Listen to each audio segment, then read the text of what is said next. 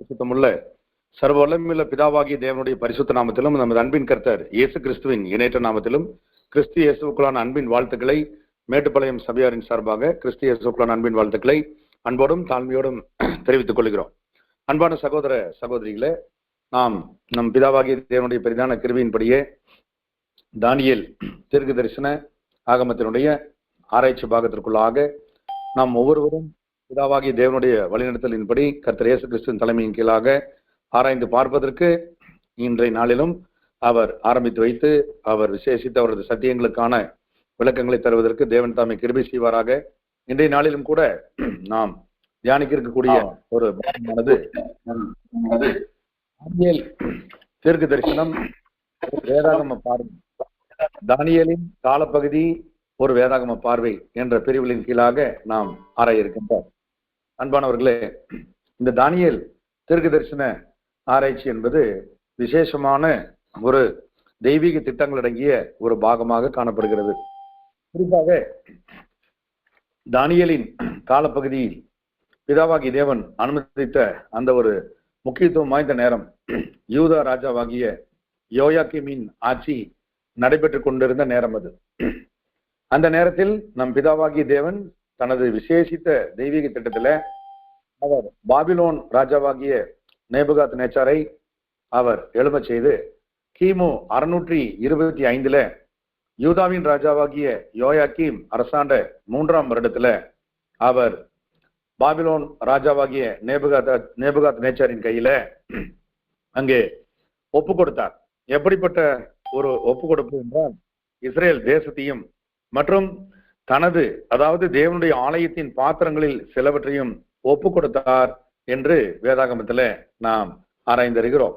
அப்படியானால் நம் சர்வ வல்லமையுள்ள பிதாவாகிய தேவனுடைய முன்னேற்பாடு இஸ்ரேல் தேசம், யூதேயா மற்றும் இஸ்ராயேல் தேசம் மற்றும் பரிசுத்தமுள்ள தேவனுடைய ஆலயத்தின் பரிசுத்த பணிமூட்டுக்கள் இவைகளை அவர் தனது பணியாளாக, தனது வேலைக்காரராக பாபிலோனின் சாம்ராஜ்ய சக்கரவர்த்தி ஆகிய நேபுகாத் நேச்சாரை பிதாவாகிய தேவன் பயன்படுத்த தொடங்கினார்.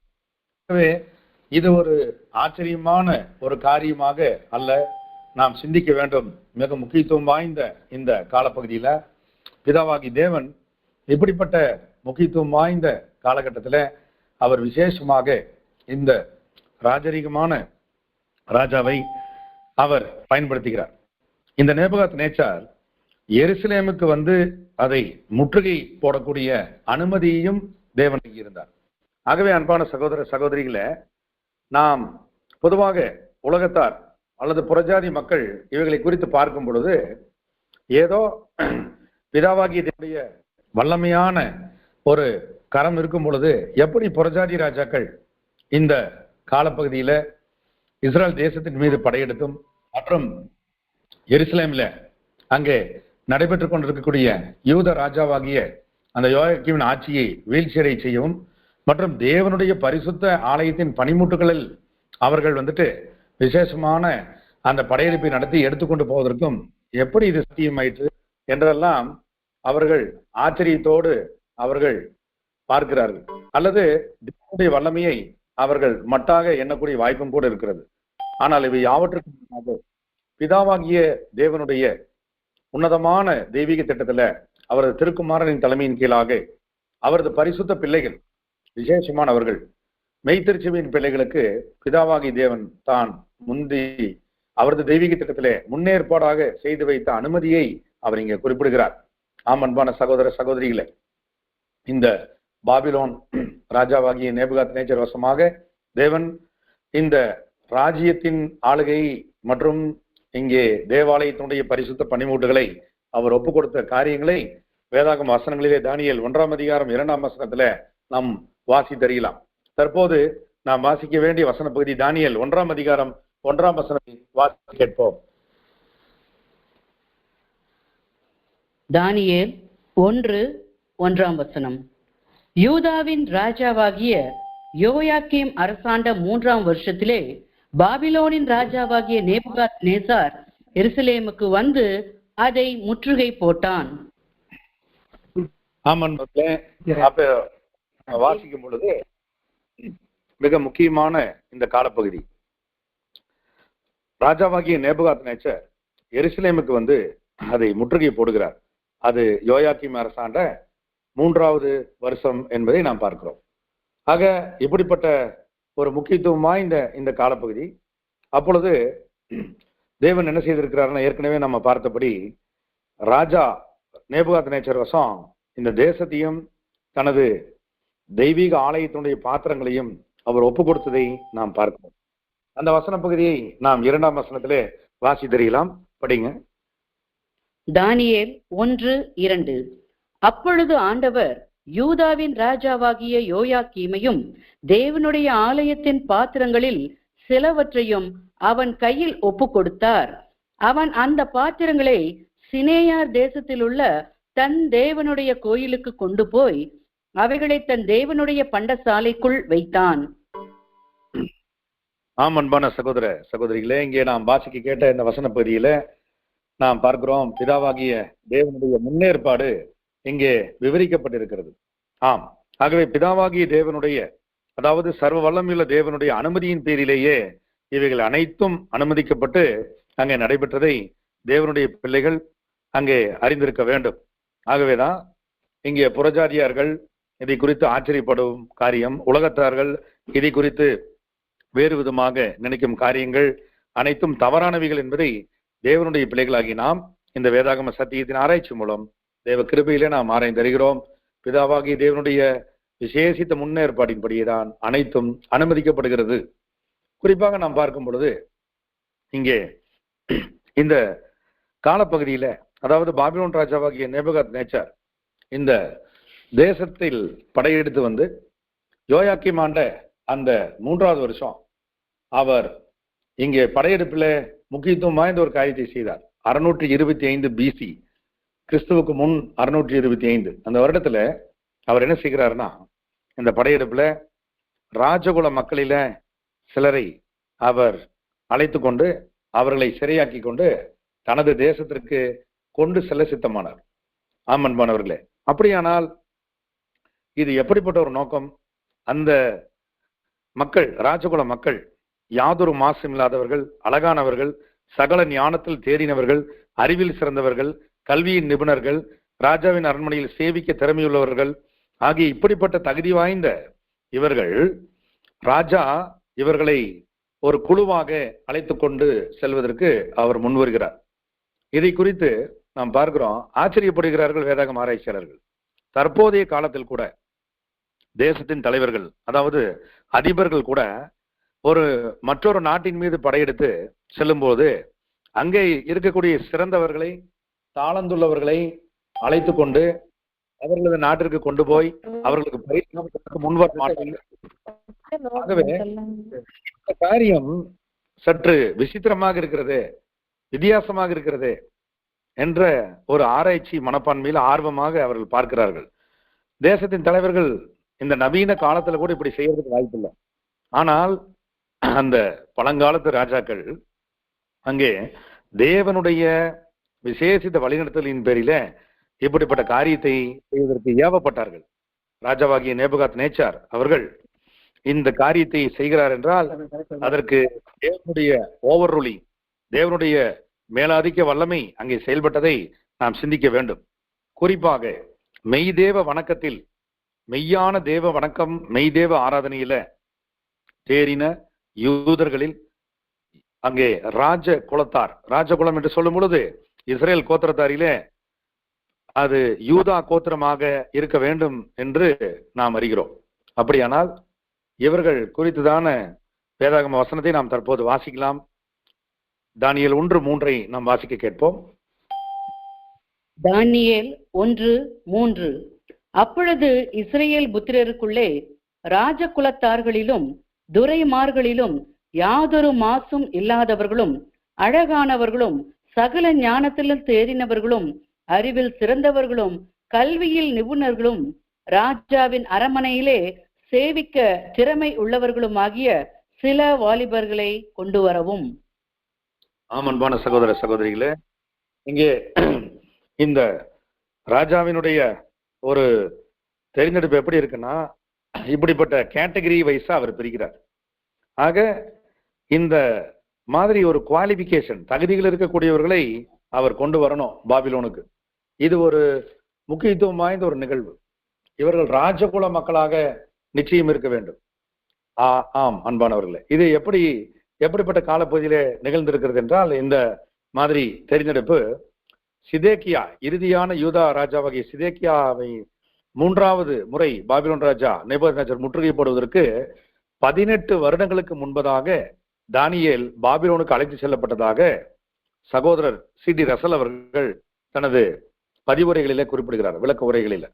அப்படியானால் பாபிலோனுக்கு அழைத்து செல்லப்பட்ட அந்த ராஜகுல மக்களில முதன்மையில தானியேல் அவர்கள் இருக்கிறார்கள். தானியேலினுடைய நண்பர்கள் இருப்பதை நாம் அறிவோம். ஆம் அன்பானவர்களே, அனனியா, மிசாயேல், அசரியா என்கின்ற இந்த இளைஞர்கள், இவர்களுடைய வயது ஏறக்குறைய தோராயமாக 14 முதல் 16 முடிய இருந்திருக்க அதிக வாய்ப்புள்ளது என்று வேதாகம ஆராய்ச்சியாளர்கள் சுட்டி காண்பிக்கிறார்கள். ஆம் அன்பானவர்கள், ஆகவே இவர்கள் ஏற்கனவே ராஜகுலத்தார்கள், துறை மக்கள், யாதொரு மாசும் இல்லாதவர்கள், அழகானவர்கள், சகல ஞானத்திலும் தெரிந்தவர்கள். இன் ஆல் டிபார்ட்மெண்ட்ஸ் நாலேஜ், எல்லா துறை அறிவியும் இவர்கள் இளம் பிராயத்திலேயே ராஜகுலத்தார்களாக இருந்தபடியினாலே பெற்றிருந்தவர்கள். இவர்கள் கல்வியில் நிபுணர்களாகவும் ராஜாவின் அரண்மனையிலே சேவிக்க திறமையுள்ளவர்களுமாகிய பல தகுதிகளை அவர்கள் பெற்றிருந்தார்கள். ஆமன்பானவர்களே, இப்படிப்பட்ட ஒரு காரியம் இங்கே இடம்பெறுகிறதை நம்ம பார்க்கிறோம். அப்படியானால் இங்கே இந்த ராஜகுல மக்களை ராஜாவாகிய நேபுகாத்நேச்சர் தனது தேசத்திற்கு, அதாவது பாபிலோனுக்கு அழைத்து செல்லக்கூடிய காரியத்துல பலவிதமான நோக்கங்களை அவர் வைத்திருந்தார். தானியேல் 1ஆம் அதிகாரம் 4ஆம் வசனத்தில் நாம் வாசிக்கும் பொழுது படிங்க. தானியேல் 1:4. அவர்களுக்கு கல்தேயரின் எழுத்தையும் பாஷையையும் கற்றுக் கொடுக்கவும் ராஜா தன் பிரதானிகளின் தலைவனாகிய அஸ்வேனாசுக்கு கற்பித்தான். அன்பான சகோதர சகோதரிகளே, இப்படிப்பட்ட ஒரு மிக முக்கியத்துவம் வாய்ந்த ஒரு நோக்கத்தை அவர் வைத்திருந்தார். கல்தேயரின் எழுத்து பாஷை கற்றுக் கொடுக்க ராஜா பிரதானிகளின் தலைவனாகிய அஸ்பேனாசுக்கு கற்பித்தார். அன்பானவர்களே, நாம் இங்க பார்க்கிறோம், ராஜாவினுடைய நேபுகாத்நேச்சார் அவர் அந்த காலத்துல இருந்த ராஜாக்களிலே மிக தனிச்சிறப்பு வாய்ந்தவராக அறியப்படுகிறார். சரித்திர ஆராய்ச்சியாளர்கள் இந்த நேபுகாத்நேச்சருடைய பலவிதமான திறமைகளை பற்றி கல்வெட்டுகளில அங்கே இருக்கக்கூடிய பழங்கால புராதன சின்னங்களில பதிவிட்டிருப்பதாக கூறுகிறார்கள். இந்த ராஜாவாகிய நேபுகாத்நேச்சர் தனது பாபிலோனிய கலாச்சாரத்தை, பண்பாட்டை, மொழியை வளர்த்தெடுக்க விரும்பினார். ஏனென்றால் பாபிலோன் சாம்ராஜ்யம் உலகளாவிய அளவில் மிகப்பெரிய பரந்துபட்ட எழுச்சியை அந்த காலகட்டங்களிலே கண்டிருந்தது. அதற்கு தேவன் அனுமதி கொடுத்தார்.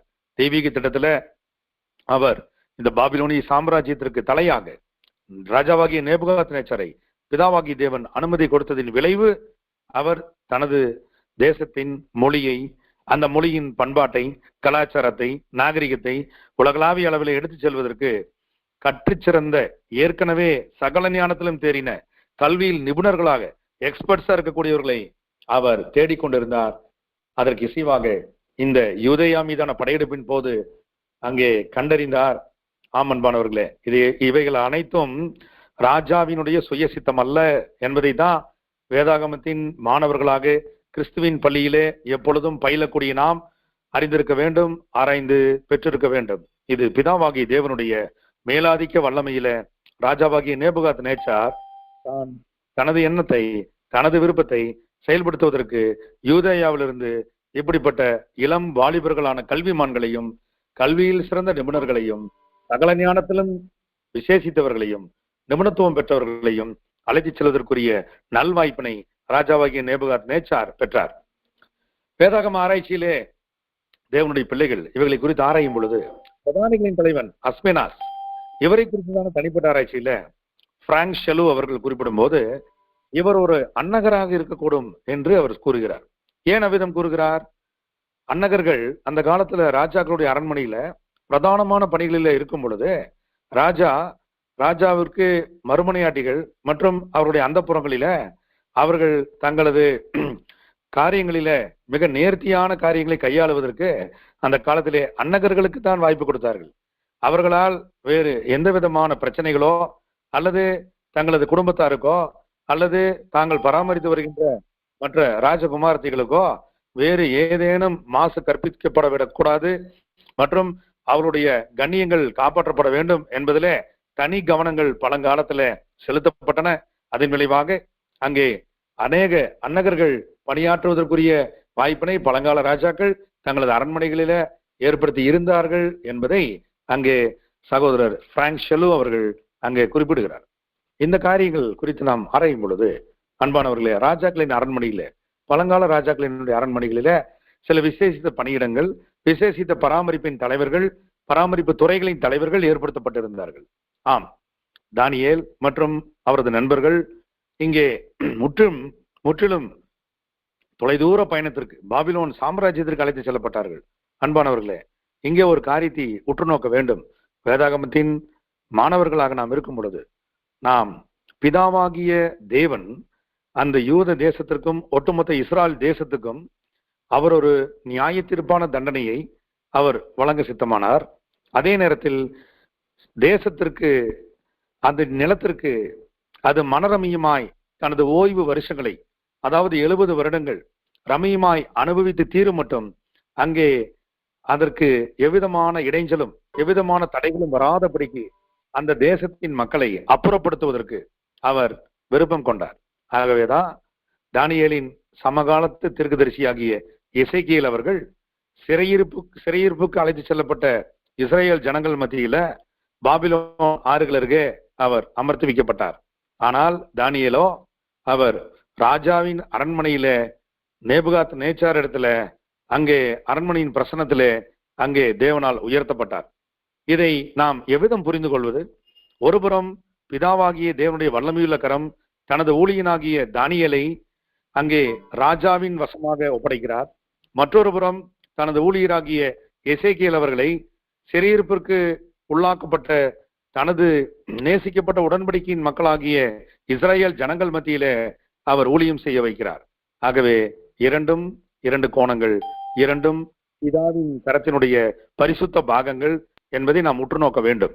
ஆகவே நாம் ஒவ்வொருவரும் இந்த காரியங்களை வேதாகம சத்தியத்தின்படியே, வேதாகமத்தின் பார்வையின்படியே பார்த்து ஆராய்ந்து அதற்குரிய பரிசுத்த சத்தியங்களை பெற்று அதனால் நாம் ஒவ்வொருவரும் பரிசுத்தமுடைய தேவன் கிருபை செய்கிறார். அன்பானவர்களே, இப்படியாக தானியேலின் காலத்துல, அதாவது எசேக்கியேலின் காலத்துல, அதற்கு சமகாலத்துல இருந்த எரேமியாவின் காலத்துல அந்த இஸ்ரேல் தேசத்துல நடைபெற்ற அந்த நியாயமான தீர்ப்பு என்பது ஒரு பக்கத்துல, ஒருபுற கோணத்துல இஸ்ரேல் தேசத்திற்கு மிகப்பெரிய ஆசீர்வாதத்தை கொண்டு வருவதற்கு தேவனால் ஆயத்தம் செய்யப்பட்ட ஊழிய குடும்பமாக தானியேல், அனனியா, மிசாயேல், அசரியா ஆகியோர் நன்மைக்கு ஏதுவாக அங்கே பயன்படுத்தப்பட்டார்கள். எதிரியினுடைய அரண்மனை, வேற்று நாட்டு அரசனுடைய அரண்மனை, சாம்ராஜ்ய சக்கரவர்த்தியின் அரண்மனை. ஆனால் அங்கே தேவனுடைய ஊழியர்களாக தேவனால் வரவழைக்கப்பட்ட தானியேல், அனனியா, மிசாயேல், அசரியா இங்கே ராஜரீக கல்வி முறைகளை பெற்றும் கற்றும் பிதாவாகிய தேவனுடைய மெய் வணக்கத்திற்கு சாட்சிகளாக நிலை நிற்கிறார்கள்.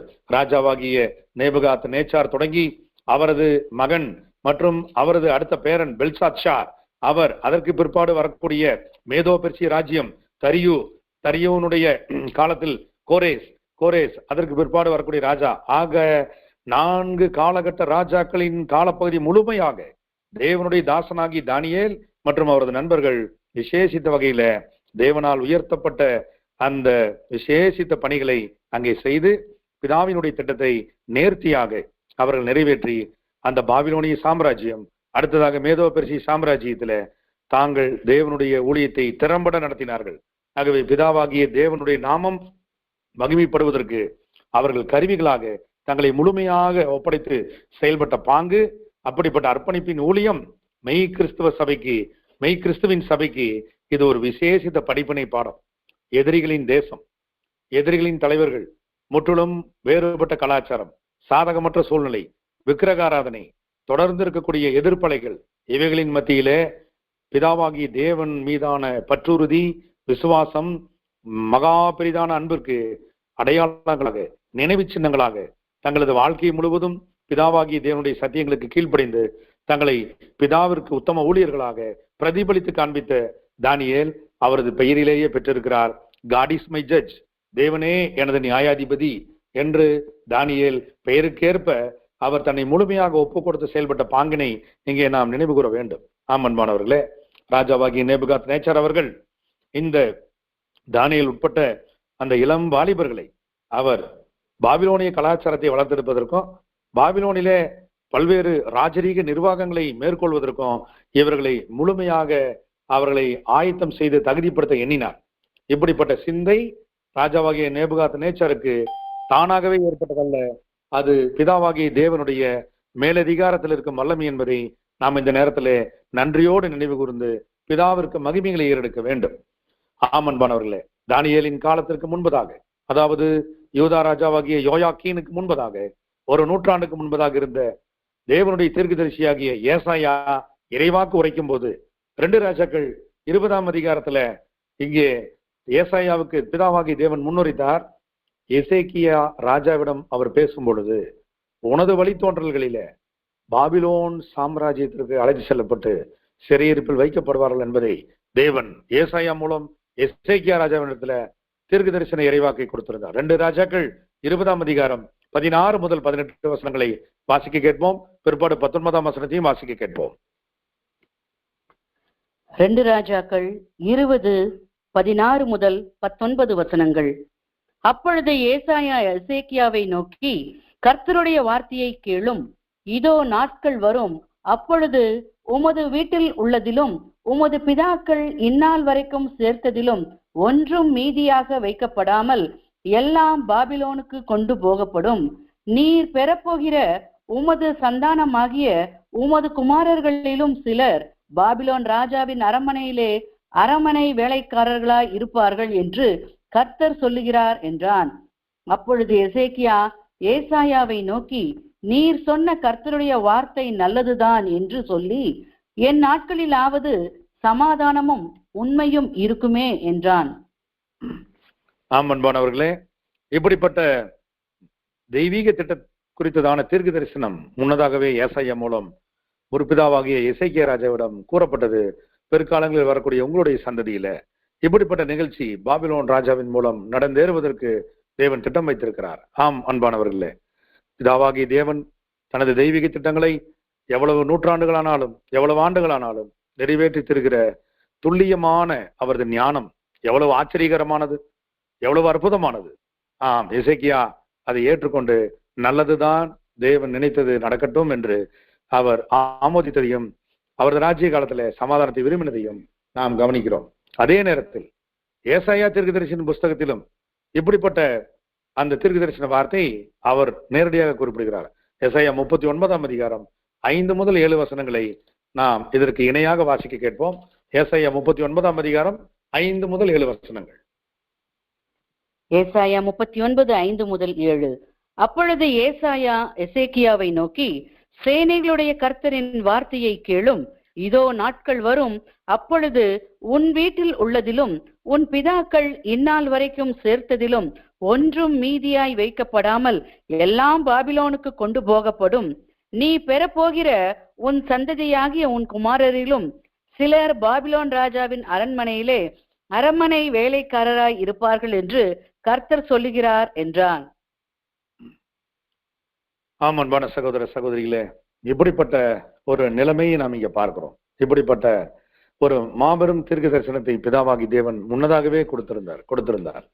ஆகவே நாம் இங்கே பார்க்கும் பொழுது பிதாவாகிய தேவனுடைய அனந்த ஞானத்துல அவரது மாபெரும் தெய்வீக திட்டம் ஏற்ற காலத்துல நிறைவேற தேவன் முன்னதாகவே திட்டமிட்டு இருக்கிறார். பிதாவாகிய தேவனுடைய அளப்பரிய ஞானம் எவ்வளவு பிரம்மாண்டமானது. அன்பானவர்களே, தானியேல் மற்றும் அவரது நண்பர்கள் இவ்விதமாக முன்னதாகவே தெய்வீக சிந்தனையில ஏசாயா மூலம் முன்குறிக்கப்பட்டவர்கள் என்பதை நாம் வேதத்தின் மாணவர்களாக, கிறிஸ்து இயேசுவின் பள்ளியில பயிலக்கூடிய வேதமானவர்களாக நாம் ஏற்றகால சத்தியத்தின் மூலம் தேவனுக்கு மகிமையை எடுக்க வேண்டியவர்களாக இருக்கிறோம். அப்படியானால் பிதாவாகி தேவனால் முன்குறிக்கப்பட்ட தானியேல், அனனியா, மிசாயேல், அசரியா இவர்கள் பிதாவாகிய தேவனால் பயன்படுத்தப்படக்கூடிய மிக முக்கியத்துவம் வாய்ந்த கருவிகள். நாம் ஏற்கனவே ஆராய்ந்த மாதிரி, அதாவது எந்த விதத்திலும் வெளிநாட்டு அதிபர்கள் தங்கள் கைப்பற்றின நாட்டினத்திலிருந்து அழைத்து கொண்டு வந்து முக்கியமான பதவிக்கு பயிற்சி அளிக்க மாட்டார்கள். ஆனால் இங்கு நடந்த விசித்திரமான அனுபவம் என்பதே வேறு. பாபிலோன் ராஜாவாகிய நேபுகாத் நேச்சார் தனது தேசத்தில தனது ராஜரீகத்தை நீதி பரிபாலனம் செய்வதற்கும் நிர்வாக மேலாண்மை செய்வதற்கும் இங்கே தங்களது மொழியினுடைய விற்பனராக ஆவதற்கும் இங்கே தானியேலுக்கும் அவரது நண்பர்களுக்கும் கொடுத்திட்ட விசேஷித்த பயிற்சியை நாம் வாசிக்க கேட்போம் வசனங்கள் வாயிலாக. தானியேல் 1ஆம் அதிகாரம் 5 மற்றும் 6 வசனங்கள். தானியேல் 1:5-6. ராஜா தான் உண்ணும் போஜனத்திலேயும் தான் குடிக்கும் திராட்சரசத்திலேயும் தினம் ஒரு பங்கை அவர்களுக்கு நியமித்து அவர்களை 3 வருஷம் வளர்க்கவும் அதன் முடிவிலே அவர்கள் ராஜாவுக்கு முன்பாக நிற்கும்படி செய்யவும் கட்டளையிட்டான். அவர்களுக்குள் யூதா புத்திரராகிய தானியேல், அனனியா, மிஷாயேல், அசரியா என்பவர்கள் இருந்தார்கள். அன்பான சகோதர சகோதரிகளே, இங்கே இந்த மிக முக்கியத்துவம் வாய்ந்த காரியம் குறிப்பிடப்படுகிறது. ராஜாவாகிய நேபுகாத் நேச்சார் தான் உண்ணும் போஜனம் தான் குடிக்கும் திராட்சரசம் தினமும் ஒரு பங்கை இந்த வாலிபர்களுக்கு நியமித்தார். ஆகவே ராஜாவின் குடும்பத்தில் ராஜகுல மக்களில் அவர்களை இணைத்து கொண்டு அவர்களுக்கு அதே விதமான ட்ரீட்மெண்ட், அவர்களுக்கு அதே விதமான பராமரிப்பும் பாதுகாப்பும் உணவும் போஷிப்பும் அங்கே ஏற்பாடு செய்வதற்கு அனுமதித்தார். 3 வருஷம் அவர்களை இந்த பாங்கிலே வளர்ப்பதற்கு அவர் முடிவு செய்தார். அன்பானவர்களே, அதுவே ஒரு காரியத்தை பற்றி ஓரிரு வருடங்கள் முறையான பயிற்சியை பெற்றாலே அவர்கள் நிச்சயமாகவே அந்த பயிற்சியில முழுமை பெறுவார்கள். 3 வருஷங்கள் என்பது மிக சரியாக அந்த பயிற்சி அளிக்கப்படும் பொழுது அவர்கள் நிச்சயமாக முழுமையாக அதில் பூர்த்தியாகி பூரணமடையும் வாய்ப்பை உலக பிரகாரமான கல்வி முறை அறிவிக்கிறது. அதனாலதான் நம்ம பார்க்கிறோம், பெரும்பாலும் சில கல்வி முறை கோர்சஸ் கல்வி முறைகளில 3 வருடங்கள் கால அவகாசம் கொடுக்கப்படும். அன்பானவர்களே, இப்படியாக இந்த பழக்க வழக்கம் அந்த காலத்திலேயே இருந்ததை நாம் பார்க்கிறோம். பிதாவாகிய தேவனுடைய அனந்த ஞானம் அவரது மேலாதிக்க வல்லமை மூலமாக ராஜாவாகிய நேபுகாத் நேச்சார் இங்கே நடத்தப்படுகிறார். ஆச்சரியமான விதத்துல யூதாய தேசத்தினுடைய ராஜகுல மக்கள், யூதா கோத்திரத்தின் மக்கள், தானியேல் மற்றும் அவரது நண்பர்கள் அழைத்து வரப்பட்டிருக்கிறார்கள். அவர்களுக்கு மிக முக்கியமான பயிற்சிகள் அளிக்கப்பட தொடங்கியாச்சு.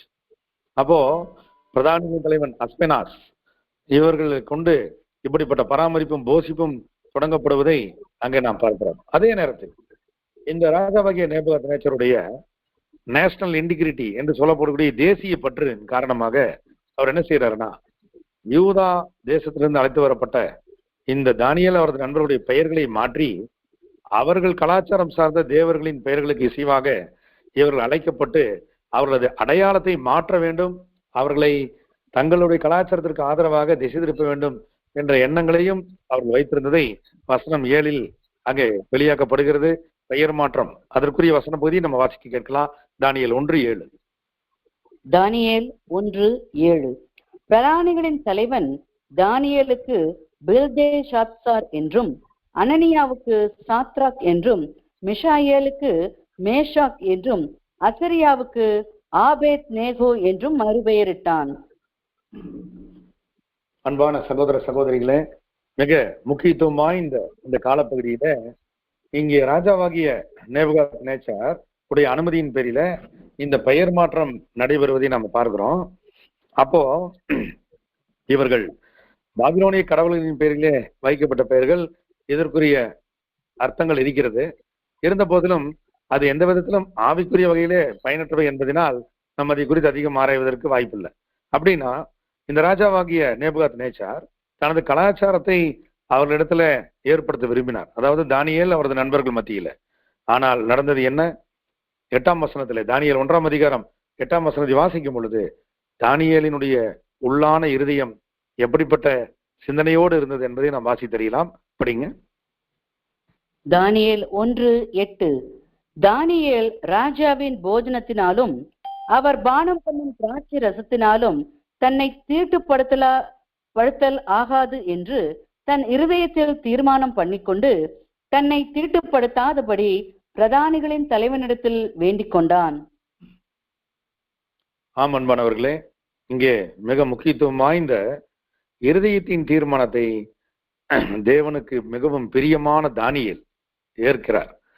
அங்கே எப்படிப்பட்ட ஒரு தீர்மானம் ஏறெடுத்திருக்கிறார்னா, போஜனம் மற்றும் பானம் பண்ணும் திராட்சரசம் இவைகளால் ஒருபோதும் தான் தீட்டுப்படுத்தலாகாது, தன்னை தீட்டுப்படுத்த இடம் கொடுத்து விடக் கூடாது என்று தானியேல் இருதயத்தில் தீர்மானம் செய்து கொண்டிருக்கிறார். ஆமன்பானவர்களே, ஆக தானியேல் தேவனுக்கு பிரியமான மகனாக அந்த இளம் பிராயத்தில நியாயப்பிரமாண திருச்சட்டங்கள் கற்பிக்கிறபடி அசுத்தமானவைகளை அசுசியானவைகளை புசிக்கலாகாது, ஏனென்றால் அது புறஜாதிகளின் ராஜ்யம். புறஜாதி ராஜாக்கள் அவருடைய உணவினாலோ அவரது போஜன பதார்த்தங்களினாலோ அல்லது குடிக்கும் பானங்களினாலோ எந்த விதத்திலும் தன்னை தேவனுடைய சட்டத்திட்டங்கள் நியாயப்பிரமாணங்கள் நிமித்தமாக தான் தேவனுக்கு உண்மையுள்ளவர்களாக தொடர்ந்து வாழ வேண்டும், தொடர்ந்து தேவனை மாத்திரமே பிரியப்படுத்த வேண்டும், தேவனை மாத்திரமே மகிமைப்படுத்த வேண்டும் என்ற தனது இருதயத்தின் தீர்மானம் வைத்திருக்கக்கூடிய விசேஷித்த இருதயத்தை பெற்றவராக தானியேல் காணப்பட்டார். ஆமன்பானவர்களே, பிதாவாகிய தேவனை எப்போதும் மகிமைப்படுத்திடும், பிதாவாகிய தேவன் மீது எப்போதும் விசுவாசம் வைத்திடும் தானியேல். ஆம், தேவனே அவரின் நியாயாதிபதி. ஆகவேதான் நம்ம பார்க்கிறோம், தேவன் அவருக்கு நியாயாதிபதியாக இருந்ததினால் தேவனுக்கு பயப்படும் பயம் தானியேலின் இடத்துல அவரது இளம் பிராயம் தொடங்கி வாழ்க்கை முழுவதும் நீடித்தது. ஆமன்பானவர்களே, பிதாவாகி தேவனுக்கு பயப்படும் பயம் உண்மையாகவே அவரது பிள்ளைகளுக்கு இருந்ததென்றால் தேவனுக்கு பயப்படுகிற பயம் மற்றும் பயபக்தியின் மூலமாக அதற்கே உரிய ஆசீர்வாதங்களை, அதற்கே உரிய தெய்வீக வழிநடத்துதல்களை அவர்கள் காலாகாலத்துல நிச்சயம் பெறுவார்கள் என்பதற்கு தானியேல் வேதாகமத்தில் மிகச்சிறந்த ஒரு உதாரணம். வேதாகமத்தின் மற்ற மிகச்சிறந்த உதாரணங்களில் தானியேலும் ஒரு மிகச்சிறந்த உதாரணம்.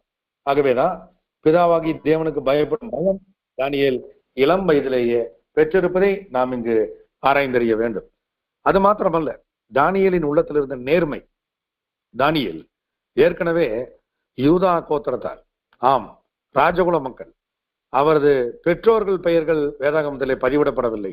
இருந்த போதிலும் நிச்சயம் அந்த பெற்றோர்களோ அல்லது அவர்களது மூதாதையர்களோ அவர்கள் இந்த தானியேலுக்கு பிதாவாகிய தேவனை குறித்தும் அவரது தெய்வீக நியாய பிரமாணங்களை குறித்தும் மோசையினுடைய பிரமாணங்களில் இருக்கக்கூடிய விளக்கங்களை குறித்தும் நிச்சயம் நேர்த்தியாக கற்றுக் கொடுத்திருக்க வேண்டும்.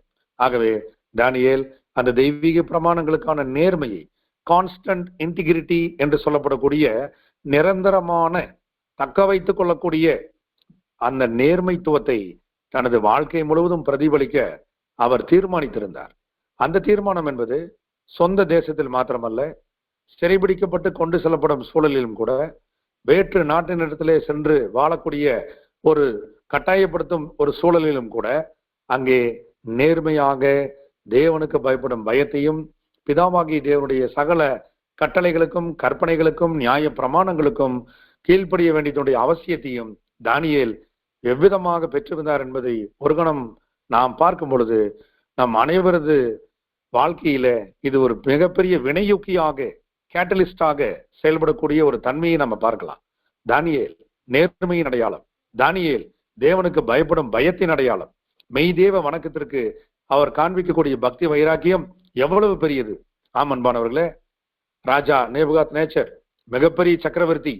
அவரை பார்த்தவர்கள் எல்லாம் அவர் சொல்வதை கேட்டாக வேண்டும், இல்லாவிட்டால் மரணம் நிச்சயம். ஒரு சூழல் இருக்கும் பொழுதும் கூட அவர் உயிருக்கு பயந்து இல்லாமல் அவர் தேவன் மீதான பயபக்திக்கு சான்றாக விசுவாசத்தின் தைரியத்தோடு அங்கே பாபிலோன் சாம்ராஜ்யத்தின் சக்கரவர்த்தியாகிய நேபுகாத் நேச்சாரினுடைய அரண்மனையிலும் கூட இருதயத்தின் நேர்மைத்துவத்தை அவர் காண்பித்த அந்த நேரிய பாங்கு, தானியேலே நீ மிகவும் பிரியமானவன் என்று தேவனுடைய தூதர் வந்து அவருக்கு நற்சான்றிதழ் வழங்குவதற்கு பிற்காலங்களிலே காரணமாயிற்று. அன்பானவர்களே, என்றென்றும் தானியேல் தனது நேர்மைக்காகவும் தேவனுக்கு பயப்படும் பயத்திற்காகவும் இஸ்ராயேல் சந்ததியின் மத்தியிலே அன்றும் இன்றும் நினைவு கூறப்படத்தக்கவராகிறார், நினைவு கூறப்பட்டுக் கொண்டிருக்கிறார். அன்பானவர்களே, ஆகவே தானியேல் இந்த தானியேலினுடைய ஆகமங்கள் யூத சமூகத்திலே வாசிக்கப்படும் போதெல்லாம் அவர்கள் இந்த தானியேலுக்காக தேவனை மகிமைப்படுத்தி கொண்டிருக்கிறார்களாம். அவர்களது மரபு வழி செய்திகள் இவைகள். தானியேலை குறித்ததான பாடங்களில யூத சமூகத்துல பல பாரம்பரிய கதைகள், பாரம்பரிய வரலாறுகள் எழுதப்பட்டிருக்கின்றன. அது தானியேலின் இணைப்புகள் அல்லது இணை திருமுறைகள் என்று கூறப்படுகிறது. மூவர் பாடல், சூசன்னா, வேலும் பறவை நாகமும் ஆகிய பகுதிகள் கிரேக்க மொழியில் மாத்திரமே காணப்படுகிறது. அன்பர்களே, தானியேலினுடைய பகுதி, தானியேல் தீர்க்க தரிசனத்தினுடைய முதல் அதிகாரம் தானியேலினால் எழுதப்படும் பொழுது அது முதன்மையாக எபிரேய மொழியில் எழுதப்பட்டது. பிற்பாடுள்ள அதிகாரங்கள் பழங்காலத்திலே கல்தேய மொழியிலே எழுதப்பட்டதாக சரித்திர ஆராய்ச்சியாளர்கள் அவர்கள் ஆதாரத்துவமாக குறிப்புகளை கொடுக்கிறார்கள். ஆகவே அன்பானவர்களே, கல்தேய மொழியிலே தானியேல் தேவனுடைய தயவுல அவர் அந்த பாஷையையும் கற்றுக்கொண்டார். அந்த பாஷையிலே பிரதான நிபுணரானார். தானியேலை போல கல்தேய பாஷை, சால்டிஷ் லாங்குவேஜ் பேசுவதற்கு எவரும் இல்லை என்று ஆச்சரியப்படத்தக்க வகையிலே தானியேலினுடைய அந்த சொல்லாற்றல், அங்கே மொழி வளம், அவரது இலக்கண புலமை இந்த சால்டிஷ் லாங்குவேஜில் இருந்ததாக கல்வெட்டுக்கள் குறிப்பிடுகிறதாம். அன்பானவர்களே, எதிரி நாட்டு ராஜா, பாபிலோன் ராஜா நேபுகாத் நேச்சர் அவரை தேவன் தனது வேலைக்காரனாக பயன்படுத்தினார். ராஜாவினுடைய சிந்தனையிலே, தேவனுடைய மேலாதிக்க வல்லமையிலே தானியேலை அவரது தாசனாக ஏற்படுத்தி அங்கே ராஜாவாகிய நேபுகாத் நேச்சருடைய நிர்வாகத்தை பிதாவாகி தேவனே செயல்படுத்தினார். ஆம், பிதாவாகி தேவனே, நீர் எவ்வளவு பெரியவர்! உமது மகத்தான வல்லமை ஆச்சரியமளிக்கக்கூடியதாக இருக்கிறது. எதிரி நாட்டு ராஜாவை உமது ஊழியராக பயன்படுத்துகிறீர். எதிரி நாட்டு ராஜாவாக படையெடுக்க வைக்கிறீர். படையெடுப்பிலே வெற்றியின் அனுமதியை கொடுத்து, ஆனால் வெற்றியின் விளைவையோ உமது கருவிகளை கொண்டு நிர்வகிக்கிறீர். ஆம் பிதாவே, உமது மகத்தான வல்லமை பிரம்மாண்டமானது, ஆச்சரியமானது, நம்முடைய நினைவுகளுக்கு அப்பாற்பட்டது. பிதாவாகி தேவன் தீங்கினுடைய எவ்வித விளைவுகளையும் ஒரு நொடி பொழுதிலே, ஒரு நொடி பொழுதுக்குள்ளாக அவர் மாற்றுவதற்கு வல்லமையுள்ளவர் என்பதற்கு தானியேலின் வாழ்க்கையும் பாபிலோனிய சாம்ராஜ்ய நிர்வாகம் பிற்காலத்திலே தானியேலுக்கு கொடுக்கப்பட்டதையும் நாம் வேதாகமத்திலே வாசி தெரியும் போது பிதாவாகி தேவனுடைய மாபெரும் சர்வ வல்லமை எண்ணி நாம் இருதயபூர்வமாக நன்றிகளையும் துதிகளையும் ஸ்தோத்திரங்களையும் நம் சர்வ வல்லவருக்கு செலுத்துவது எத்தனை அவசியமானது.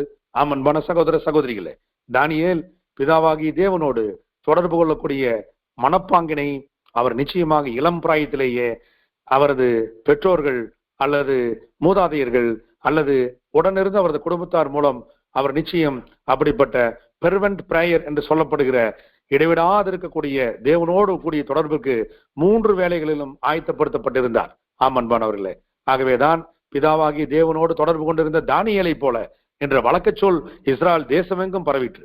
ஆம், சிறையிருப்பில் இருந்த யூதர்களுக்கும் இஸ்ரேல் ஜனங்களுக்கும் தானியேல் ராஜாவின் அரண்மனையில் அவர் இருக்கிறார், அவர் நமது இனத்தான், அவர் தேவனோடு தொடர்பு கொண்டிருக்கிறவர் என்பதை எசேக்கியேல் தீர்க்கதரிசி சொல்லி வந்தார். எசேக்கியேலின் தீர்க்கதரிசன ஆகமத்திலே 14ஆம் அதிகாரத்திலே அவர் 3க்கும் மேற்பட்ட முறையில தானியேலை பக்தனாகிய நோவாவோடும் பக்தனாகிய யோபுவோடும் ஒப்பிட்டு பேசினார்.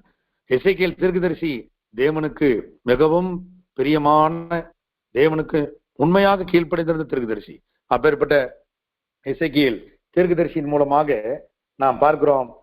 எசேக்கியேல் 14ஆம் அதிகாரத்துல மிக முக்கியத்துவம் வாய்ந்த அந்த வசன பகுதிகள் 14-20 வரைக்கும் நீங்க வீடுகளிலே ஓய்வு நேரங்களில நாம் நேரத்தை ஒதுக்கி வாசி தெரியலாம். நோவாவும் தானியேலும் யோபும் அது நடுவில் இருந்தாலும் மக்களை மாத்திரம் தப்புவிப்பார்களே அல்லாமல் என்று என் ஜீவனை கொண்டு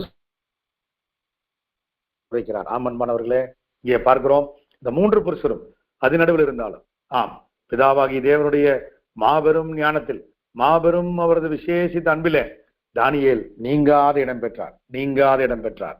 நோவாவோடும் யோபுவோடும் ஒப்பிட்டு பேசக்கூடிய அளவிற்கு தானியேலினுடைய கீழ்ப்படிதல், தேவன் மீதான விசுவாசம், பிதாவாகி தேவன் மீதான மெய்தேவ வணக்கம், பிதாவாகி தேவன் மீது வைத்த பக்தி வைராக்கியம் கொழுந்து விட்டு எறிந்தது.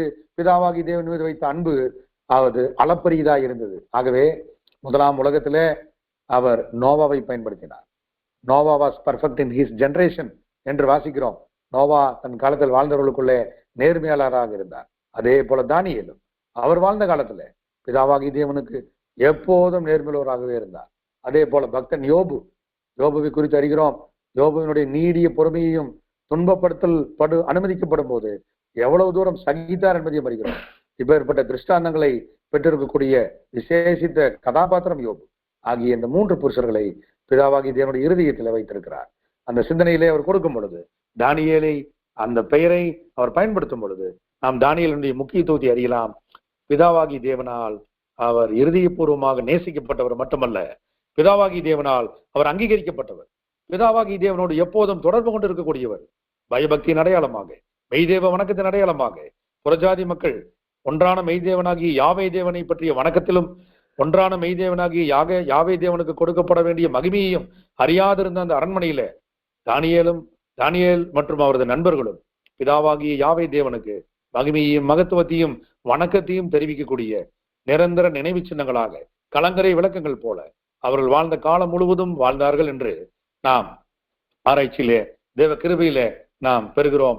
இப்படிப்பட்ட விசேஷித்த சத்தியங்கள் தானியேலுக்கு தேவன் அருளினார் என்றால் அது எப்பேற்பட்ட ஸ்லாக்கியத்தை தானியேல் தேவனிடத்திலே பெற்றிருக்கிறார். எப்போதும் பிதாவாகி தேவனோடு கொண்டிருக்கக்கூடிய தொடர்பு. தானியேல் ஏற்கனவே பெற்றிருந்த முழுமையான உறுதிபூர்வமான தீர்மானம் அவரை முந்தி ஏவினது. முன்மாதிரி ஜெப ஜீவியம், மெய்தேவ வணக்கத்தை பாபிலோனிலே நிறுவுவதற்கு தானியேல் பயன்படுத்தப்பட்டார். ஆம்பன்மானவர்களே, தேவ பயபக்தியால் ஞானம் பெற்றவர், விசேஷித்த தெய்வீக ஆவியை பெற்றவராக புறஜாதி ராஜாவாகிய நேபுகாத் நேச்சரால் அடையாளம் காணப்பட்டவர், முழுமையான விசுவாசத்துக்கு சொந்தக்காரர். இப்படி பல தரப்பட்ட சிறப்புகளுக்கு தானியேல் தன்னை தேவனுக்கு ஒப்புவித்து வாழ்ந்தது நிமித்தம் அந்த சிறப்புகள் அவரை வந்து அடைந்தன. ஆம், எந்த ஒரு காரியத்திலும் தானியேல் பிதாவை மாத்திரமே மகிமைப்படுத்துவார், பிதாவை மாத்திரமே மேன்மைப்படுத்துவார், பிதாவிற்கு மாத்திரமே துதிகளையும் நன்றிகளையும் ஏறெடுப்பார்.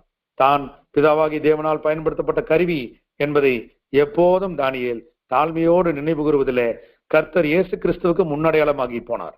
அதே போலத்தான் மெய்த்திருச்சபையின் அருமையான ஒவ்வொரு சகோதரனும் சகோதரியும் இந்த லவோதிக்கா கால சபையில தானியேல் இடத்திலிருந்து கற்றுக்கொள்ள வேண்டிய மிகச்சிறந்தது ஒரு பாடம். நாம் எந்த சூழ்நிலையில் இருந்தாலும் பிதாவாகி தேவனுடைய வணக்கத்தை, பிதாவாகி தேவனை தொடர்பு கொள்வதை ஒருபோதும் விட்டு விலகக்கூடாது. பிதாவாகி தேவனே நீர் மகா பெரியவர், நாங்களோ மிகவும் சிறியவர்கள். பிதாவாகி தேவனே உமது ராஜரீகத்தின் நிமித்தம் பலவிதமான தீங்குகள் எங்கள் வாழ்க்கையிலே சூழும் பொழுது அத்தனை தீங்குகள் மத்தியிலும் எங்களை மாத்திரம் நன்மையை நோக்கி நடக்க வைப்பீர், ஆசீர்வாதத்தை நோக்கி நிலைநிறுத்துவீர். வெளியே போராட்டங்கள், பயங்கள், ஆனால் உள்ளே சமாதானங்கள் என்ற விதத்தில் மெய்த்திருச்சபை நீர் ரட்சிப்பீர் என்ற வகையிலே நம்பிக்கையின் நங்கூரத்தை தானியேலின் வாழ்க்கையின் மூலம் நாம் பெறுகிறோம். ஆம் அன்பான சகோதர சகோதரிகளே, இப்படியாக இந்த தானியேல் விசேஷமாக பிதாவாகி தேவனுடைய விரலினால் பயன்படுத்தப்பட்டவர். இப்படிப்பட்ட இந்த தானியேல் மிக ஞானமுள்ள ஒரு ஏற்பாடாக தேவ தெய்வின் வழிநடத்தலின்படி பிரதானிகளின் தலைவரிடத்திலே தன்னை தீட்டுப்படுத்தும் எந்த ஒரு உணவும் அல்லது குடிக்கும் பானமும் தர வேண்டாம் என்று அவர் வேண்டிக் கொண்டார். பிதாவாகி தேவனோ தானியேலின் இருதயத்தை அறிந்தவராக, தானியேலின் உள்ளான இருதயத்திற்கு மதிப்பை கொடுப்பவராக எப்படிப்பட்ட இரக்கத்தை செய்தார். தானியேல் 1ஆம் அதிகாரம் 9ஆம் வசனத்தை வாசிக்க கேட்போம். தானியேல் 1:9. தேவன் தானியேலுக்கு பிரதானிகளின் தலைவனிடத்தில் தயவும் இரக்கமும் கிடைக்கும்படி செய்தார். ஆம் அன்பானவர்களே, பிதாவாகி தேவன் தானியேலுக்கு பிரதானிகளின் தலைவன் அவரிடத்திலிருந்து தயவும் இரக்கமும் கிடைக்கும்படி தேவன் அனுக்கிரகம் செய்தார். ஆகவேதான் தானியேல் வாழ்ந்த காலத்தில், தானியேல் வாழ்ந்த அந்த வாழ்நாள் முழுவதும் தானியேலின் தேவன் என்று அறியப்படுகிறார். தானியேலின் தேவன். ஆம் அன்பானவர்களே, பாபிலோனிய சாம்ராஜ்யத்தின் சக்கரவர்த்திகள் எல்லாம் தானியேலே உனது தேவன், தானியேலே உன் தேவன் என்று கூப்பிட்டார்கள், அழைத்தார்கள். சிங்க கபியிலே விடப்பட்ட தானியேலை பார்த்து ராஜா இப்படித்தான் அழைத்ததை வேதாகமத்தின் பதிவுகளிலே நாம் கற்றிருப்போம், பெற்றிருப்போம். ஆம் அன்பானவர்களே, இங்கே தானியேல் எவ்வளவு தேவனை விசேஷமாக நேசித்தார், இருதயபூர்வமாக நேசித்தார். ஆகவேதான் தேவன் தானியேலுக்கு அனைத்து தயவுகளையும் இரக்கங்களையும் அனைத்து அரசு உயர் அலுவலர்களாகிய அந்த பிரதானிகளிடத்துல கிடைப்பதற்கு இரக்கம் பாராட்டினார். ஆமன்பானவர்களே, அது மாத்திரமல்ல, பிதாவாகி தேவனுடைய விசேஷித்த நியாயபரமான திருச்சட்டங்களிலே பிதாவாகி தேவனுக்கு விசுவாசத்தையும் பயப்படும் பக்தி வைராக்கியத்தையும் காண்பிப்பதற்கு ஜெபம் ஒரு மிகப்பெரிய அனுகூலமாக காட்டப்பட்டது. தேவனை நோக்கி வேண்டுதலும் விண்ணப்பம் செய்வதற்கு போர்கள் ஏற்படும் போதெல்லாம், எதிரிகள் படையெடுக்கும் போதெல்லாம், அபாயங்கள் சூழும் போதெல்லாம், இஸ்ரேலிய மூதாதையர்கள் தேவனிடத்தில் தொடர்பு கொள்வார்கள். அதே போல இந்த இளம் தானியேல் மற்றும் அவரது நண்பர்கள் இஸ்ராயேல் தேசத்தின் மீட்பிற்காக, இஸ்ராயல் தேசத்தினுடைய சிறையிருப்பிலிருந்து அவர்களுக்கு உரிய மீட்பு எப்போது என்பதற்கான ஜெபங்கள் ஏறெடுக்கப்பட்டன. அன்பானவர்களே, வாழ்நாள் முழுவதும் ஒவ்வொரு நாளும் தானியேல் மற்றும் அவரது நண்பர்கள் தேவனை தொடர்பு கொண்டுட்டு இருந்தாங்க. அவர்கள் அரண்மனையில பிஸியான ஒர்க்ல இருந்தாலும் கூட, எவ்வளவு பிஸியான ஒர்க் இருந்தாலும் அவர்கள் ஜெபத்தை தவறு விடுவதே இல்லை. ஜெப வீரர்களாக செயல்பட்டார்கள். சிங்க கவியிலும் தேவனை நோக்கி ஜெபித்து தேவனை மகிமைப்படுத்தின தானியேலை இங்கே நாம் நினைவு கூறுவோம். ஆகவே த ஹீரோஸ் ஆஃப் ஃபெய்த், விசுவாச வீரர்கள் பற்றிய பட்டியல் கொடுக்கப்பட்ட போது பிதாவாகி தேவன் கர்த்தர் இயேசு கிறிஸ்துவின் தலைமையின் கீழாக பரிசுத்த பவுல் அப்போஸ்தலன் மூலமாக மெய்தீர்ச்சியின் கவனத்தை ஈர்க்கிறார். பயன்படுத்தப்படுகிறது என்றால் அது தானியேலின் வசனம் என்று வேதாகம ஆராய்ச்சியாளரால் கூறப்படுகிறது. அது தானியேலின் வசனம். அது எந்த வசனம்? வசனத்தை வாசிக்க கேட்போம். எபிரேயர் 11ஆம் அதிகாரம் 33ஆம் வசனத்தை வாசிக்க கேட்போம். எபிரேயர் 11:33. விசுவாசத்தினாலே அவர்கள் ராஜ்யங்களை ஜெயித்தார்கள், நீதியை நடப்பித்தார்கள், வாக்குத்தத்தங்களை பெற்றார்கள், சிங்கங்களின் வாய்களை அடைத்தார்கள். ஆம் அன்பான சகோதர சகோதரிகளே, விசுவாசத்தினாலே அவர்கள் ராஜ்யங்களை ஜெயித்தார்கள். பிரியமான தானியேல், தேவனுக்கு மிகவும் பிரியமான தானியேல், பிதாவாகி தேவனை விசுவாசித்தார். அவர் பாபிலோன் ராஜாவாகிய நேபுகாத்நேச்சாரால் சிறையிருப்பாக கொண்டு போகப்பட்டதாக வெளித்தோற்றத்துக்கு காணப்பட்டாலும் நம் சர்வ வல்லமையுள்ள பிதாவாகிய தேவனுடைய மேலதிகார வல்லமையினாலே அனுமதிக்கப்பட்ட அனுமதியின் விளைவாகத்தான் தானியேலும் அவரது நண்பர்களும் அந்த நேபுகாத்நேச்சார் ராஜாவசமாக அங்கே அனுமதிக்கப்பட்டு அனுப்பப்பட்டார்கள் என்பதே வேதாகமம் கூறும் ஏற்றகால சத்தியங்கள். ஆம் அன்பானவர்களே, அந்த விசேஷித்த தெய்வீக வழிநடத்தலின் அடிப்படையிலேயே தானியேல் மற்றும் அவரது நண்பர்கள் அந்த ராஜரீக அரண்மனையிலே அங்கே அழைத்து செல்லப்பட்டார்கள். அங்கே அவர்கள் வைத்திட்ட விசுவாசம் பிதாவாகிய தேவன் மீது, த மோஸ்ட் ஹோலி ஃபெய்த், மகா பரிசுத்தமுள்ள விசுவாசம். அந்த விசுவாசத்திற்கு தேவன் கொடுத்திட்ட பரிசு ராஜ்யங்களை அவர்கள் வசமாய் தேவன் ஒப்புவித்தார். தானியேல், நீ மிகவும் பிரியமானவன் என்று தேவ தூதர்கள் அவர்களை சந்தித்தார்கள். மாத்திரமல்ல, ராஜாக்கள், பிரதானிகள் அனைவரும் அந்த விசேஷித்த தேவ பிள்ளையாகிய தானியேலுக்கு செவி கொடுத்தார்கள். அங்கே பதவியில் மாத்திரம் ராஜாவாகிய நேபுகாத்நேச்சர் பெரியவராக இருந்தார். அதிகாரத்திலும் ராஜரீக அரசியல் மேலாண்மையிலும் அங்கே ராஜாவாகிய நேபுகாத்நேச்சர், நெபோபொலாசார், நெபோனிடஸ், பெல்ஷாத்சார், பெல்தேசாத்சார் மற்றும் அதற்கு பிற்பாடு வந்த தரியு, அங்கே கோரேஸ் மற்றும் மிக முக்கியத்துவம் வாய்ந்த அந்த ராஜ்யபாரம் முழுவதும் அந்த 4-5 ராஜாக்களுக்கும் இருக்கக்கூடிய காலப்பகுதியிலே அங்கே தானியேலை ராஜ்யபாரம் முழுவதும் விசாரிப்பதற்கு தேசாதிபதியாக அந்த ராஜாக்களை உயர்த்தினார்கள். தானியேல் 6ஆம் அதிகாரம் விசேஷமாய் அங்கே அதற்குரிய பதவியை கொடுக்கிறது. தானியேல் 6:3. இப்படி இருக்கையில் தானியேல் பிரதானிகளுக்கும் தேசாதிபதிகளுக்கும் மேற்பட்டவனாயிருந்தான். தானியேலுக்குள் விசேஷித்த ஆவி இருந்தமையால் அவனை ராஜ்யம் முழுமைக்கும் அதிகாரியாக ஏற்படுத்த ராஜா நினைத்தான். ஆம் அன்பானவர்களே, எப்படி இருக்கிறது பாருங்கள், எவ்வளவு பிரம்மாண்ட உயர்வு பாருங்கள். ராஜா அவரை அனைத்து பிரதானிகளுக்கும் தேசாதிபதிகளுக்கும் மேற்பட்டவராக இருந்தார். ஆம் அன்பானவர்களே, the overseer of the all governors, prime minister என்ற வார்த்தை பயன்படுத்தப்படுது. அப்ப பாபிலோனுடைய the very first prime minister from the foreign nation, from Israel என்றால் அது beloved of Jehovah தானியேல் தான். ஆம், தானியேல் பாபிலோனின் பிரதம மந்திரி. அன்பானவர்களே, வரலாற்றின் பொன்னெழுத்துக்களால் நீங்காத நினைவுகளில் அங்கே பொறிக்கப்பட்டிருக்கிறது அவர்களது கல்வெட்டுகளிலே. ஆம், அவர்களது பாபிலோனிய மொழியில, சால்டிஸ் லாங்குவேஜ்ல, கல்தேய பாஷையில அங்கே பெல்தேஷாத்சார் என்று அவரை பற்றி பேசப்பட்டிருக்குது. அன்பானவர்களே, ராஜா அவர் பெயரை மாற்றினதை நாம் அறிவோம். பெல்தேஷாத்சார். தானியேல் 1ஆம் அதிகாரம் 7ஆம் வசனத்திலே குறிப்பிட்டிருக்கிற இந்த பெயர், அந்த நபர் வேறு யாரும் அல்ல, நமது நேசத்திற்குரிய பிதாவின் அன்பிற்குரிய தானியேல் என்ற விசுவாச வீரர், முற்பிதா.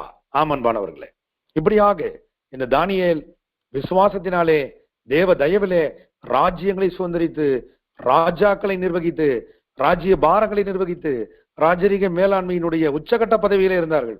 எவ்வளவு பிரமிப்பான உயர்வு பாருங்கள்.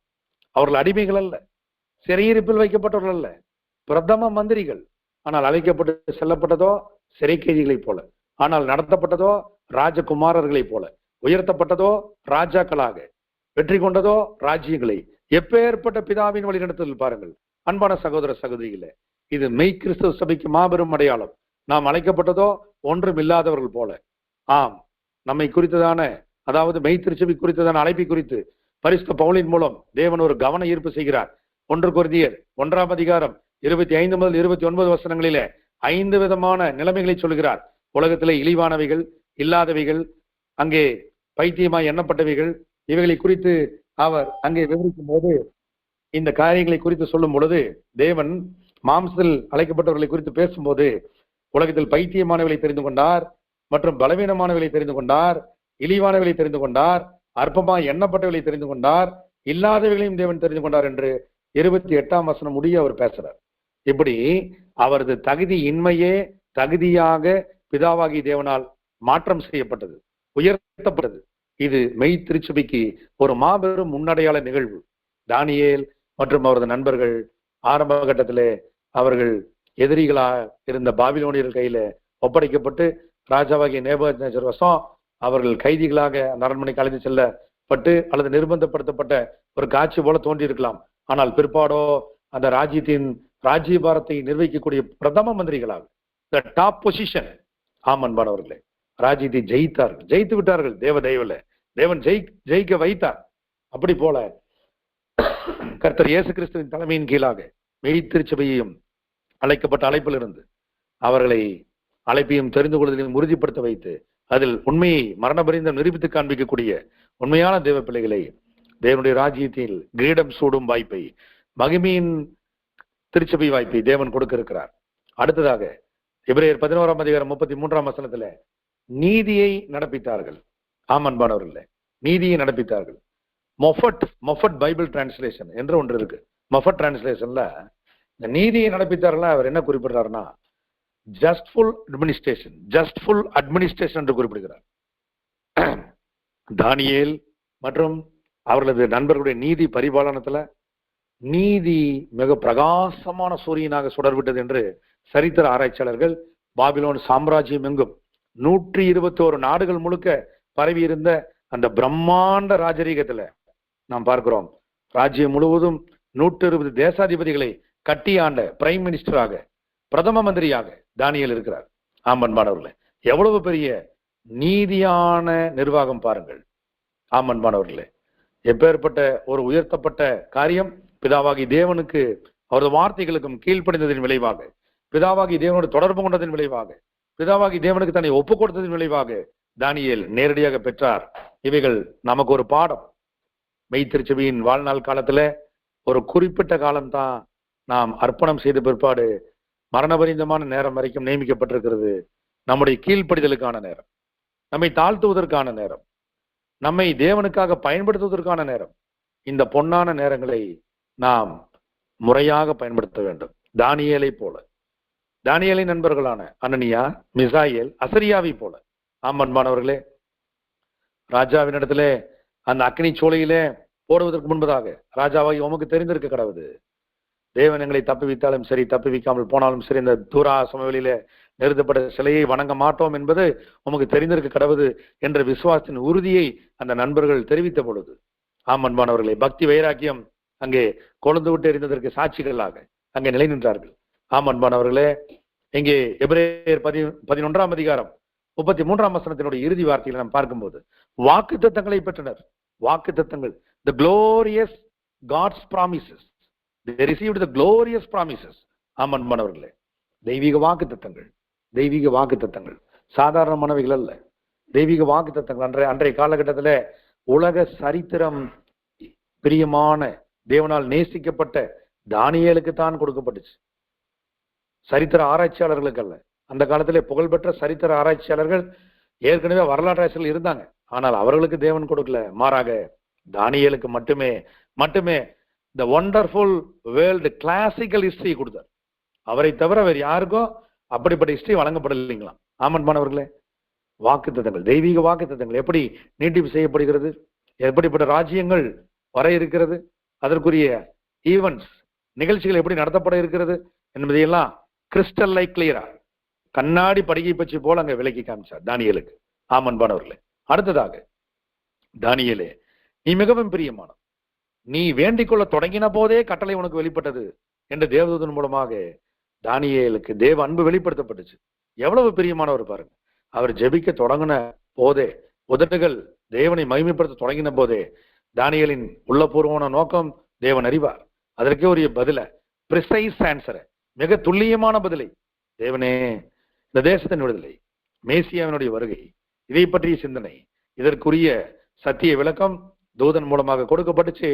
முதலாம் வருகையை பற்றிய ஏற்ற நேர கால கணக்குகள் தானியேலுக்கு மாத்திரமே பிரத்யேகமாக அளிக்கப்பட்டது. உடனடியாக அன்பான சகோதர சகோதரிகளை, மேசியாவின் முதல் வருகையை பற்றி முதன்முறையாக தேவனுக்கு மிகவும் பிரியமான தானியேலுக்கு தான் விசேஷமாக இந்த வாக்குத்தத்தத்தின் விளக்கம், மேசியாவின் வருகை பற்றி விவரிக்கப்பட்டது. அப்படிப்பட்ட அந்த தீர்க்கதரிசன விளக்கம் தானியேலின் மூலம் ஒருவேளை கொடுக்கப்படாமல் போயிருந்தால் தீர்க்க தரிசன தொடர் இணைப்பின் சங்கிலியை, chain link of the prophecy time லைனை நாம் இழந்திருப்போம். ஆமன்பானவர்கள், நிச்சயமாக பிதாவாகி தேவனோ மகா தயவு பெருத்தவர், கிருபை பெருத்தவர், அனந்த ஞானமுடையவர். அவரது துல்லியமான நுண்ணறிவாற்றலால் தானியேலை பயன்படுத்தி தானியேலுடைய நுண்ணறிவை பெருக்கி ஞானத்தால் நிறைத்து அந்த மகனை தனக்கு வாழ்நாள் முழுவதும் சாட்சியாக்கி அனுமதி கொடுத்து அவர் மூலமாக கிறிஸ்து இயேசு மேசியானுடைய முதல் வருகையை பற்றி திறம்பட தேவாவின் உதவியினால் அந்த அடையாளங்களை வேதாகமத்திலே நீங்காத நினைவுகளாக பதிய வைத்து அதன் மூலமாக ஒட்டுமொத்த திருச்சபைக்கும் மாபெரும் சத்திய வெளிச்சத்தை பிதா கொடுத்தார். ஆமன்பானவர்களே, இதற்கு நாம் தேவனுக்கு நன்றி சொல்ல வேண்டும். இந்த எழுத்தாளராக இருக்கக்கூடிய தானியேலுக்காக தேவனுக்கு நாம் நன்றி சொல்ல வேண்டும். அது மாத்திரமல்ல, இங்கே அடுத்ததாக பார்க்கிறோம், சிங்கங்களின் வாய்களை அடைத்தார்கள். இவர்கள் ஏறெடுத்திட்ட அந்த பக்தி பயபக்தி ஜபம் இவைகள் சிங்கங்களின் வாய்களை அடைப்பதற்கு தேவன் தனது தூதர்களை அனுப்புவதற்கு காரணமாயிற்று. மாத்திரமல்ல, வசனம் விவரிக்கிறது 34ஆம் வசனத்துல, எபிரேயர் 11:34 அக்கினியின் உக்கிரத்தை அவித்தார்கள், பட்டய கற்குக்கு தப்பினார்கள், பலவீனத்தில் பலன் கொண்டார்கள், யுத்தத்தில் வல்லவரானார்கள், அந்நியருடைய சேனைகளை முறியடித்தார்கள் என்று மற்ற பிரபுக்கள் மற்ற முற்பிதாக்களையும் பற்றி விவரிக்கிறது.